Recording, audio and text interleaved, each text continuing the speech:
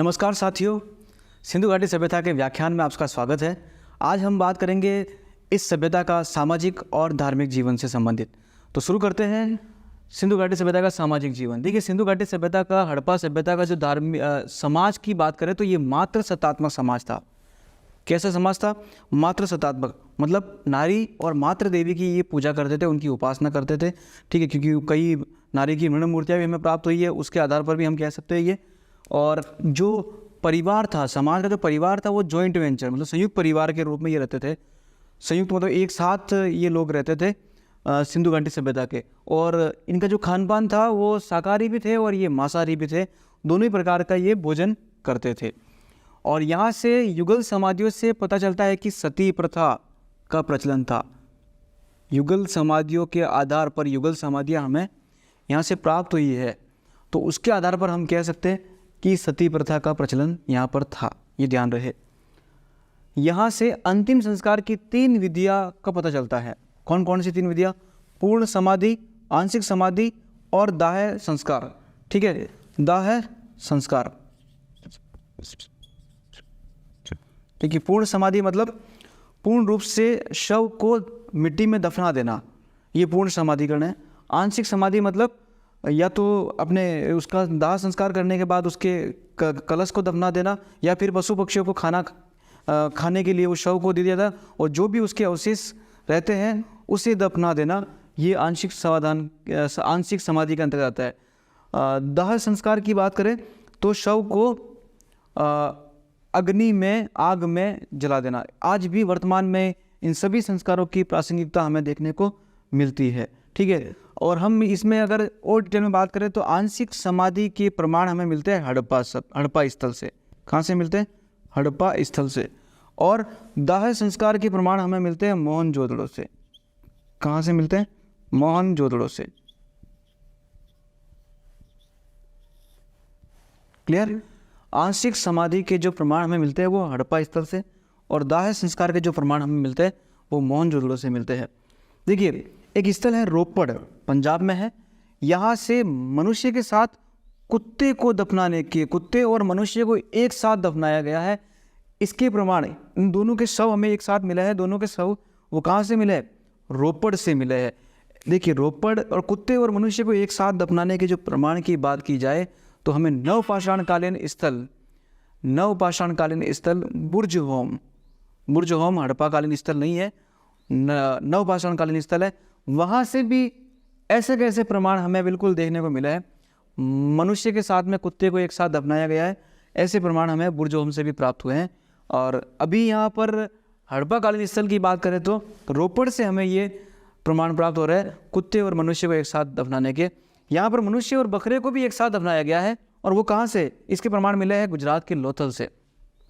गुजरात के लोथल में बकरे और मनुष्य को एक साथ दफनाया गया। मतलब देखिए, जानवरों से कितना प्रेम था इनका, जानवरों से कितना इनका लगाव था, है ना।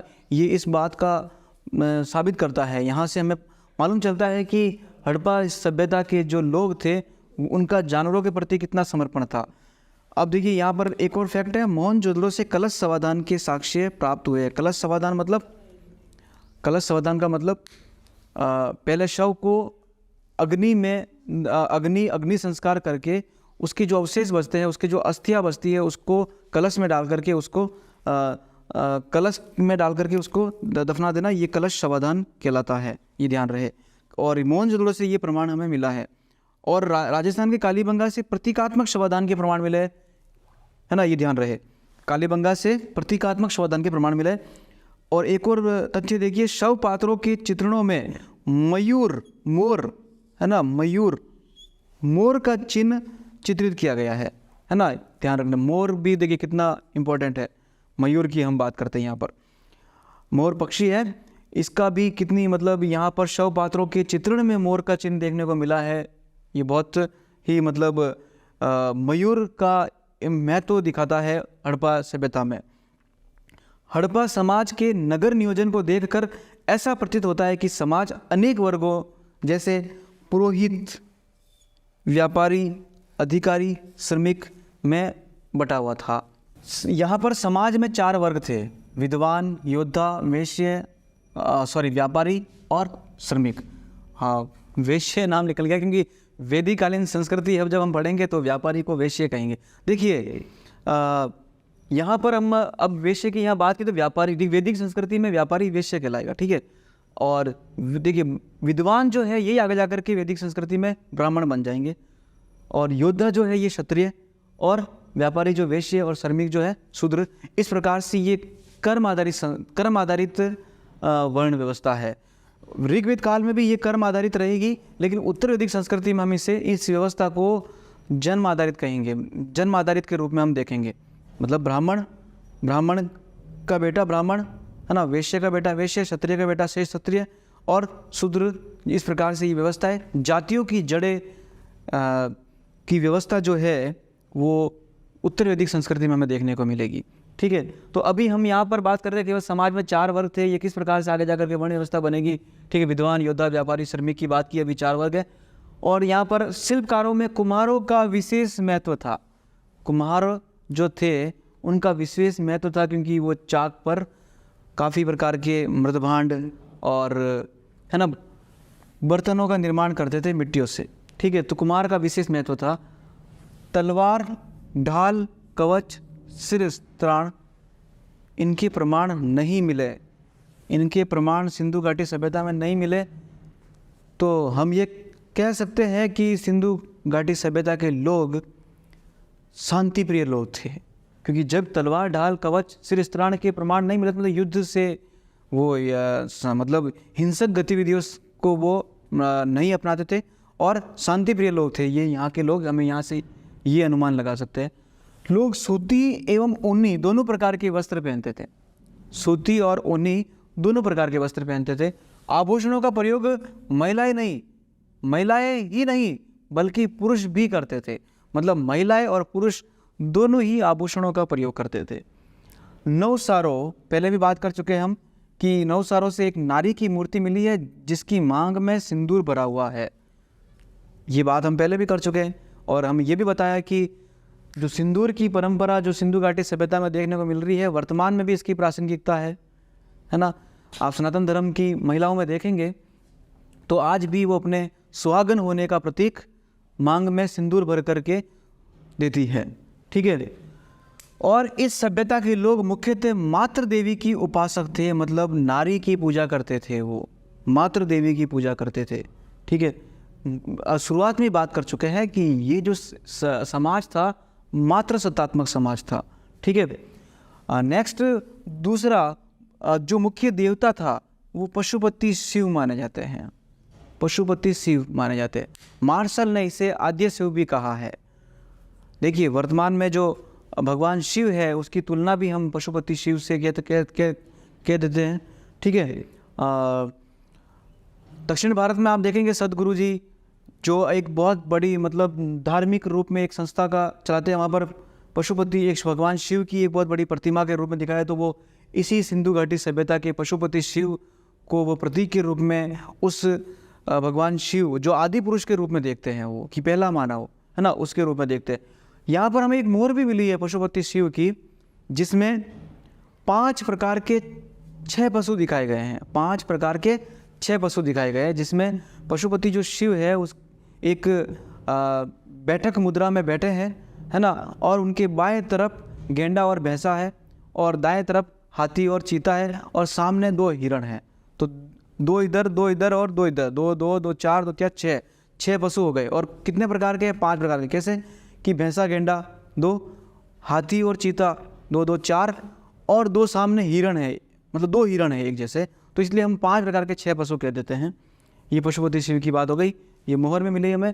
यह यज्ञ परंपरा में भी विश्वास करते थे, ठीक है। यज्ञ परंपरा वैसे उत्तर वैदिक कालीन हमें देखने को मिलेगी।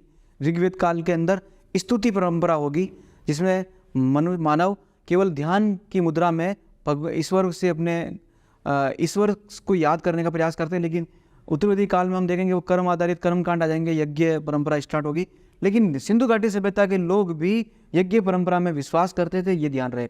देखिए ये यहाँ के लोग इहलौकिक थे, है ना, परलौकिक नहीं थे। इन्हें जो नज़र आता उसी की पूजा करते थे। जैसे इन्हें पीपल का पेड़ नज़र आ गया तो पीपल का पेड़ की पूजा करते थे, बतख पक्षी नज़र आ गया तो बतख पक्षी की पूजा करते थे। तो मतलब वृक्ष में ये पीपल बहुत इम्पोर्टेंट है और पक्षी में बतख बहुत इम्पोर्टेंट है सिंधु घाटी सभ्यता के लोगों के लिए।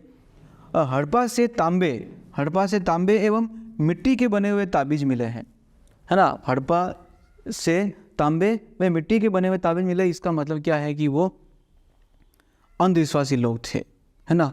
वो डरते थे, हड़प्पा से तांबे और मिट्टी के बने हुए ताबीज मिल रहे हैं, मतलब वो अंधविश्वासी लोग थे, ठीक है। ये अंधविश्वासी लोग थे, गले में ताबीज पहनना, है ना। इस प्रकार से ये पता लगा सकते हैं कि वो अंधविश्वासी लोग थे। जिसे सूर्य पूजा का प्रमाण माना गया है, ये बात भी ध्यान रहे। कालीबंगा से लिंग व योनि के चित्र की मोहर मिली है जो प्रजनन शक्ति की पूजा का प्रतीक मानी जाती है। तो वैसे भी हम मातृ सत्तात्मक, मातृ देवी, नारी, मतलब मातृ सत्तात्मक ये व्यवस्था थी, नारी की पूजा करते थे, ये बहुत ज़्यादा इंपॉर्टेंट है, ध्यान रहे हमें। सामूहिक स्नान का धार्मिक महत्व था। मोहनजोदड़ो में हम विशाल स्नानागार को देख करके हम ये पता लगा सकते हैं कि सामूहिक जो स्नान था वो धार्मिक रूप से इनके लिए बहुत इम्पोर्टेंट था। तो हड़प्पा सभ्यता के लोग पृथ्वी को उर्वरता की देवी मानकर इसकी पूजा करते थे। मार्शल ने पृथ्वी को पृथ्वी माता की संज्ञा भी दी है, ये बात भी ध्यान रहे आपको। मूर्ति पूजा का आरंभ सिंधु सभ्यता से ही होता है, ये भी एक बहुत इंपॉर्टेंट फैक्ट है कि मूर्ति पूजा का आरंभ सिंधु सभ्यता होता है। जैसे कि नारी की प्रण मूर्तियाँ हमें प्राप्त हुई है और उसकी नारी की, मातृ देवी की पूजा करते थे ये। कालीबंगा से अग्निकुंड भी मिले हैं, संभवतः ये यज्ञ की वेदी थे, ठीक है। हड़प्पा सभ्यता से मिले स्वास्तिक और चक्र सूर्य पूजा के प्रतीक है, ये फैक्ट याद रहे आपको, क्लियर। स्वास्तिक चिन्ह संभवतः हड़प्पा सभ्यता की ही देन है, स्वास्तिक चिन्ह संभवतः हड़प्पा सभ्यता की ही देन है। स्वास्तिक चिन्ह